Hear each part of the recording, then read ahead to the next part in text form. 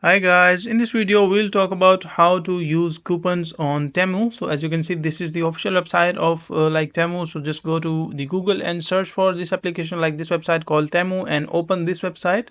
And once you're on this website, so just make sure that you are logged in with your account.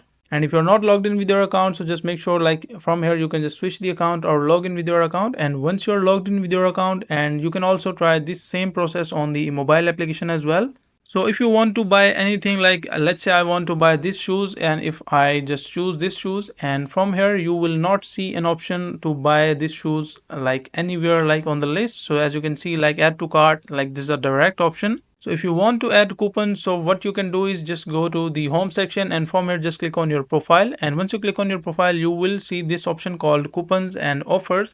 So just click on coupons and offers, and once you're on this page, on here you can see enter coupon code. So let's say this is my coupon code. This is a random coupon code. So let's say this is the coupon code, enter and click on apply. And once you click on apply, this coupon code will be automatically applied, and when you buy any of the product, this discount will be automatically added. So from there just click on add to cart, and you can add your details, and that is a simple and easy process of how you can add coupons to Temu.